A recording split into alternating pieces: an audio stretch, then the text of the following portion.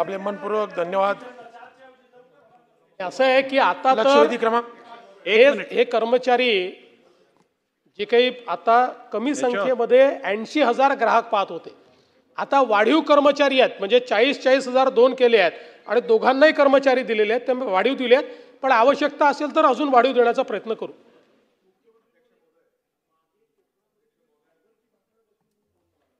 अध्यक्ष महोदय, मुख्यमंत्री महोदयांनी अतिशय समाधानकारक उत्तर दिले आणि अध्यक्ष महोदय, मुख्यमंत्र्यांच्या नेतृत्वाखाली वीज खात्यामध्ये आमूलाग्र बदल होत आहेत, याचं आम्ही स्वागतही करतो।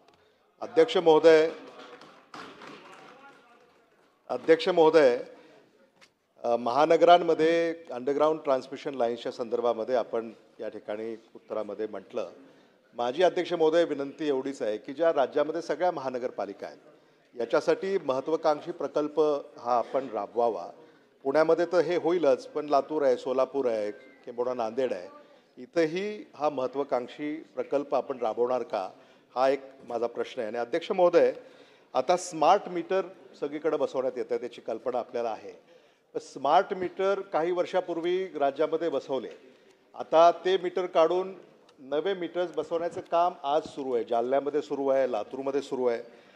मागच्या मीटरची किंमत ही 800 रुपये होती आणि आता या मीटरची किंमत जवळपास 12-14 हजार रुपये आहे। ग्राहकांकडनं आपण या मीटरचे पैसे घेत नाही त्याची आम्हाला कल्पना आहे, पण या मीटरचे पैसे शेवटी कोण भरणार आहे, याचं एक कल्पना राज्याच्याच ग्राहकांना ही आवश्यक आहे। अध्यक्ष महोदय, विजेचे दरसुद्धा साधारणतः महाराष्ट्रामध्ये देशामध्ये सर्वाधिक आहेत आणि म्हणून अध्यक्ष महोदय, आपल्या माध्यमातून मुख्यमंत्र्यांचं मी लक्ष वेधू इच्छितो की 0 to 100 युनिट्स याच्यामध्ये जे विजेचे दर आहेत ते दिल्लीमध्ये 3 रुपये आहेत, तामिळनाडूमध्ये 2.25 रुपये आहेत, उत्तर प्रदेशमध्ये 3 रुपये 35 पैसे आहेत, कर्नाटकामध्ये 4 रुपये 15 पैसे आहेत, केरळामध्ये 3 रुपये 15 पैसे आहेत, गुजरातमध्ये 3 रुपये 20 पैसे आहेत, त्या तुलनेमध्ये महाराष्ट्रामध्ये 7 रुपये 31 पैसे आहेत, अशी माहिती आहे अध्यक्ष महोदय। तर याच्यामध्ये सुद्धा मुख्यमंत्री महोदय ह्या दरांमध्ये कशी अजून आपल्याला म्हणजे कमी करता येतील, हा महत्त्वाचा मुद्दा आहे। अध्यक्ष महोदय, दुसरा महत्त्वाचा मुद्दा असा आहे की स्मार्ट मीटर आता बसवल्यामुळं ती रीडिंग जी आहे ती डिजिटाईज होणार आहे, ऑनलाईन होणार आणि याचंही स्वागत आहे। पण आता जे आपले मीटर रीडर्स आहेत राज्यामध्ये 50,000ची संख्या आहे अध्यक्ष महोदय, 50,000 मीटर रीडर्स जे मीटर रीडिंग वाचतात आणि बिल वाटप करतात, त्यांच्या संदर्भामध्ये त्यांच्या हाताचं जे काम आहे ते हिरावून घेतलं जाईल भविष्यात, तर त्या बाबतीमध्ये सुद्धा त्यांचा समावेश इतर कामामध्ये करण्यात यावा अशी एक माझी विनंती आहे अध्यक्ष महोदय। अध्यक्ष महोदय, सन्माननीय देशमुख साहेबांनी 2-3 विषय या ठिकाणी आणले आहेत। खरं माझ्याकडे आत्ता पूर्ण माहिती नाही, कारण एक लिमिटेड अशा प्रकारची लक्षवेधी होती, तथापि मला आपल्या लक्षात आणून द्यायचं आहे की पहिल्यांदा तर आपण जी मागणी केली आहे तर वेगवेगळ्या महानगरपालिका क्षेत्रांमध्येही ही योजना आपण लागू करू शकतो अंडरग्राउंड केबलिंगची। त्या संदर्भातला जो काही प्रस्ताव आहे तो प्रस्ताव तयार करून MERCची मान्यता घेऊन आणि मग त्या ठिकाणी त्याच्यावर जो काही 1 पैसे 2 पैसे 5 पैसे जो काही सरचार्ज लागेल तो सरचार्ज त्याप्रमाणे लावून आपल्याला निश्चितपणे अशा गोष्टी करता येतील। आपण जर मीटरच्या संदर्भात जे सांगितलं स्मार्ट मीटर, त्या स्मार्ट मीटरच्या संदर्भातला विषय असा आहे की याच्यामध्ये ग्राहकांकडून आपण काही घेणार नाही आहोत, याचे पैसे आपण ग्राहकांच्या बिलातही वसूल करणार नाही आहोत, एनर्जी सेव्हिंगमधनं या मीटरचे पैसे परत होणार आहेत। त्याच्यामुळे आत्तापर्यंत आपण जवळपास 40 लाख मीटर या ठिकाणी लावले आणि या 40 लाख मीटरमध्ये फक्त 1% मीटरमध्ये लोकांनी वेगवेगळ्या तक्रारी केल्या, त्या तक्रारींचे आपण निराकरण केलेलं आहे। दुसरं, आपण आता एक योजना आणलेली आहे, जे लोक स्मार्ट मीटर लावत आहेत त्यांना आपण सोलर अवर्समध्ये 10% रिबेट दिलेला आहे, म्हणजे त्यांचं बिलच 10% आपण कमी करतो आहे स्मार्ट मीटर लावल्याबद्दल, आणि म्हणून मोठ्या प्रमाणात याची मागणी आहे। आणि आत्ता जिथे लागले कुठूनही स्मार्ट मीटरने आमचं बिल जास्ती आलं वगैरे अशी कुठली ओरड या ठिकाणी नाही।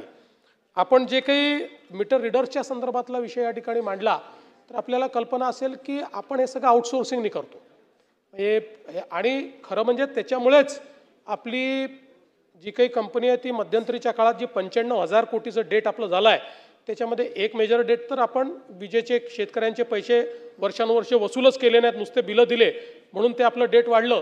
पण दुसरं त्याचं एक महत्त्वाचं कारण आहे की हे मीटर रीडर म्हणजे त्यातल्या इतक्या अनेक अडचणी लक्षात आल्या की जुनेच फोटो देणं किंवा घरी बसून फोटो काढल्यासारखं दाखवणं, अशा अनेक त्याच्यामध्ये त्रुटी होत्या. आता त्या सगळ्या त्रुटी संपलेल्या आहेत आणि आता आपल्याला थेट या ठिकाणी हे मीटर रिडिंग मिळतं. आणि याचा दुसरा ग्राहकाला फायदा असा आहे की ग्राहकाने एक ॲप डाउनलोड केला तर त्याला प्रत्येक तासातलं त्याचं विजेचं कन्झम्पशन सापडतं. म्हणजे एखाद्याने जर ठरवलं तर तो योग्य वेळी म्हणजे ज्या काळात आपल्या विजेला कन्सेशन आहे त्या काळातलं वीज वापर करून आपल्या विजेचं जे काही बिल आहे ते कमी देखील करू शकतो. दुसरं आपण 0 ते 100 हा जो काही विषय सांगितला तर त्या संदर्भात इतर राज्यांमधली आत्ता माझ्याकडे माहिती नाही आहे, पण मला हे सांगताना आनंद वाटतो की महाराष्ट्रामध्ये याचे जे दर आहेत हे दर आता आपण कमी केले आहेत. म्हणजे गेल्या 20 वर्षामध्ये पहिल्यांदा महाराष्ट्रामध्ये विजेचे जे दर आहेत हे आपण कमी करतो आहोत. दरवर्षी जे 10% वाढायचे ते आता पुढच्या 5 वर्षामध्ये दरवर्षी कमी होणार आहेत. आणि हा जो काही 0 ते 100 वाला 70% आपला ग्राहक आहे याला एकूण विजेचे दर 26% त्याचे दर कमी होणार आहेत.